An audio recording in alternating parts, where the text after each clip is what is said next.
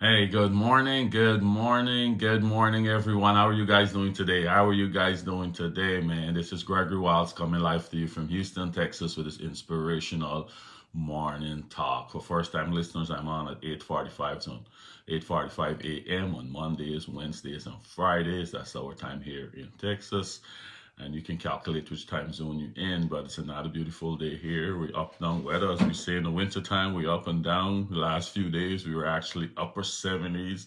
Now we back down in late 40s, 50s, and just going all around. But anyhow, it's beautiful. It's better than most people who get in all that snow and everything. We can still wear shorts in the winter here, but that's all good. We can enjoy it. But yes, today, man, today what I want to do, guys, I want to just send you into the weekend with something to think about. What I want to talk about is exercising faith over fear, right? Or faith versus fear. What are the difference with these two things? What are the difference with fear and faith?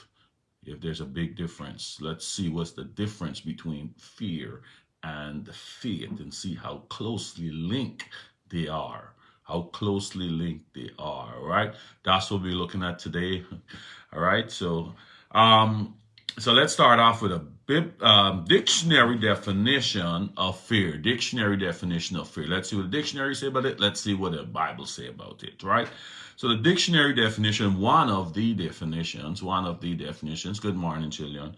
One of the big dictionary definitions is it is fear is an unpleasant emotion caused by the belief that someone or something is dangerous, likely to cause pain or a threat, right?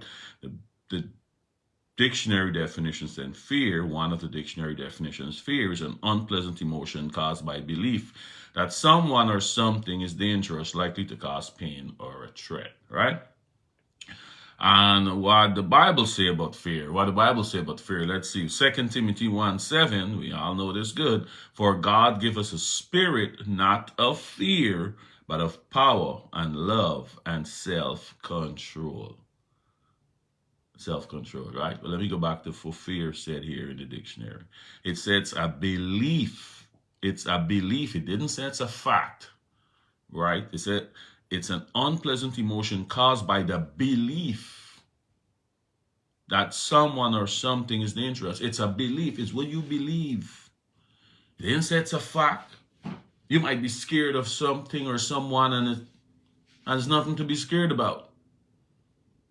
So it's a belief. That's the key word. A belief that someone or something. So here God's saying in 2 Timothy 1:7, this is what Bible talk about fear now. For God give us a spirit not of fear, but of power, of love, and self-control. So you have the self-control to control the belief. What they're talking about is fear. You got the self-control to control the belief. He said he did not give us a spirit. Number one, you see, fear is a spirit. Fear is a spirit. He said, I didn't give you the spirit to fear. I give you power over the same fear. I give you love, and I give you self-control so you can control that belief. All right? So let's see what faith is now. Let's look at the same process with faith. The dictionary definition said complete trust or confidence in someone or something. Faith is a complete trust or confidence in someone or something. This is what the dictionary said. Complete trust in someone or something. You trust someone or something. You trust it. You know this stuff ain't gotta happen yet, but I know John is gonna come true for me. I know this is gonna happen. You got confidence in it, right? You got confidence. When we talk about confidence, a couple of days ago we talked about confidence in the word. Same, it's a confidence in someone or something. Like I said, I come and sit in this chair. Big bro, how you doing? How you doing, Mr. Tony Wilds? How you doing? Thanks for checking in. So, like we talked about a few days ago, I come and sit in this chair. I got confidence this chair can hold up my weight. Right? I got confidence. So let's see. That's what the dictionary says. Let's see what the Bible say about faith. Now in Hebrews 11:1, Hebrews 11:1 said, "Now faith is the substance of things hoped for and the evidence of things not seen." Right? So you see how closely linked the dictionary and this. He's saying the dictionary saying is a complete confidence and trust in something. The Bible saying is the substance of things hoped for and evidence of things not seen. Just like what the dictionary is saying. I got faith this chair can hold me up. I don't know right away if it's sitting there if it's going to hold me up. Maybe today's the day it break, but I still got the confidence it's going to hold me up. So I come and sit without testing it, without checking it, without being nervous. I just come and sit. So even before I sit, I had the confidence it's going to hold me up. And that's what the Bible's saying is faith, evidence of thing not seen. So you guarantee this stuff, this chair is going to hold me up even before I try to test it out. So the Bible's saying you're believing in something even before it happened. That's what faith is, right? So let's read this little stuff, and then we can go into a Bible story about, we'll bring this out, right? So before we can fully understand that that biblical principle of fear versus faith, we must first understand that fear and faith are opposing forces. Fear and faith are opposing forces. Oddly enough, the same principles apply to both faith and fear. The same principles apply to both fear and faith. Oddly, the difference, however, is what or whom you believe in. So fear and faith is pretty much, it's like the same thing. It's the belief. It's a belief. Karen McKen, good morning. Good morning. It's a belief. Faith and fear is the same belief, but it's what are you believing in? In raw word, fear is believing in the devil and faith is believing in God. That's it. Because God said, I did not give you the spirit of fear. In 2 Timothy 1 says, I did not give you the spirit. So if you have the fear, you don't believe in me. Fear comes from the enemy kingdom, right? So there's the same. Faith and fear is opposing opposites. It's what you believing in. It's a belief. Both of them is a belief, but it's what you believe in. That's what makes the difference. And you could choose to believe in the positive or you could choose to believe the negative. So the choice is yours. All right, so let's get into this story. Mark 4:35 through 41. Mark 4:35 through 41. All right, let's look at this little story here, right? Which you exercise faith over fear. This is when Jesus calmed the storm. Jesus was giving these guys a lot of parables. It was in this boat, right? So Jesus 45 to 41. So an evening came, Jesus said to his disciples, right? Jesus said to his disciples, let's cross to the other side of the lake. Keep that in mind. Jesus said, let's cross to the other side of the lake. Let's cross over. He said, let's go in this boat. Let's cross over to the other side of the lake. So they took Jesus in the boat and started out, leaving the crowds behind, although other boats followed. But soon a fierce storm came up. High waves were breaking into the boat, and it began to fill with water. So a storm hit them while they're crossing over. Remember, Jesus was teaching all these people, and he said, okay, let's cross over this lake. Now we get in the boat, and these storms, high waves, hit in this boat, right? Water started to get into the boat. Jesus was sleeping in the back of the boat with his head on a cushion. All this storm going on, Jesus is sleeping on a cushion, soundly. He tired, he getting some rest, and storms going on. The disciples woke him up, shouting, Teacher, don't you care that we're going to drown? Don't you care, Jesus? Storm is going on right now. Water coming in this boat, and you sleeping? There's not a time to sleep. Jesus, storm going on in my life right now. You know the storms are going on in my life right now, Jesus. I don't even know how I pay my next bill. I'm sick, Jesus. All my kids going astray right now, Jesus. I don't have a job. All of this stuff is going on in my life, Jesus. You don't know this stuff is going on. And you are sleeping on my case. All this storm is going on around me, Jesus, and I'm praying to you, and you are sleeping. How could you sleep right now on my case when I got all these storms going on? How much of us feeling like that right now? Jesus is in the boat with you, but he's sleeping. He's sleeping. Feel like to you that he's sleeping. And you question him, how could you sleep on my case? Jesus, I'm not hearing from you. You lying comfortably on a cushion with your head on a cushion too. Make yourself so comfortable, right? Jesus, don't you care? Don't you care we're going to drown? But remember up top what Jesus said, let us cross over to the other side. He said, let us cross over. We are going to get over. We are going over to the other side. That's what we start off by saying. Right? But soon after the storm, he said, so they took Jesus in the boat and started out, leaving the crowds behind.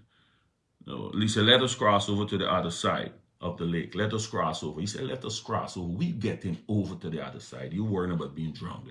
right? You weren't to get him drowned, right? So let's go on. When Jesus woke up, he rebuked the wind and said to the wave.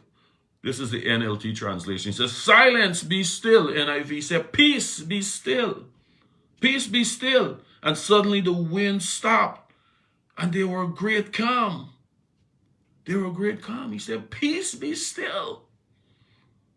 And the wind stopped, and there was great calm. Then he asked them, "Why are you afraid? Do you still have no faith? I am right here with you, and you are afraid that you're going to drown. I am in this boat with you. I mean, if this boat go down, me and you going down. You think I can let this boat go down? Do you think it's going to go down? Peace, be still. Do you have no faith? I said, let's cross over to the other side. I said, no weapon formed against you shall prosper. I said, seek ye first the kingdom and its righteousness, and all these things are added unto thee. I said all these things. I said, if you follow my word, I can take care of you. So why are we worried? Why are we worried? Why are we worried we're going to drown in our storms? Why do you think our storms going to overtake us? Why do you think the water coming into your boat right now is going to drown you? And he said, no. I said, we crossing over. I said, hold on my word. Listen to my word. So you see the faith and the fear. You believe in, but what you believing in? Instead, you believing you're going to get to the next side. You believing you're going to drown. That's what happened with them. So you see the faith and the fear, where we break it down before we get into this. What are you believing in? There's the same belief. But what are you believing in? Are you believe you can get to the next side and get out of your storms that you're going through right now? Or you believe the storms will overtake you and you're going to drown? Right? So let's go on and see what it says here now. He said, do you still have faith? Let's read over 39. When Jesus woke up, he rebuked the wind and said to the waves, "Silence, be still." Suddenly the wind stopped, and there was a great calm. Then he asked them, why are you afraid? Do you still have no faith? The disciples were absolutely terrified. Now they're getting scared. They were absolutely terrified. Who is this man? Who is this man? They asked each other. Even the wind and the waves obey him. That's why you should not fear. This man got the power to silence wind and the waves and tell them to be still. Now they're scared. They were scared of the waves and the wind first. Now they realize this man got power over them. So we need to be scared of him. We need to be scared of this guy here right now because he got power over the thing that we were scared of. And that's what we're dealing with. So the things that we're scaring, we are letting scare us. He got the power over them. So he's saying, if you believe in me, you don't need to be scared of those things that you're afraid of, because I got the power over them. In Jesus' name. I got the power over the things that you were scared of. So if you believe in me, you don't need to scared. Don't be afraid of those things.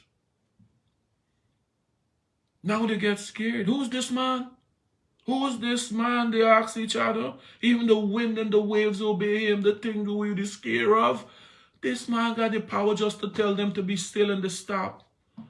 He just give them a command and they stop. The wind stop. The violent wind stop. This is who we're dealing with. So what are you going to exercise? Faith or fear in your situation you're going through right now? Faith or fear? He said, I'm Jehovah Jireh, the God of healing. Where are you going to believe? That your situation can remain permanent or he can heal you? He says, seek ye first the kingdom and his righteousness, and all these things are added unto thee. What are you going to believe? That the financial situation is going to be permanent? The situation with your kids is going to be permanent? The situation where you're going through the job is going to be permanent? He said, hold on to my word. That's the surest thing. He said, heaven and earth will pass away, but not one stroke of the ink of my word is going to fade. So what you going to believe? All right? Remember this story with this little boy.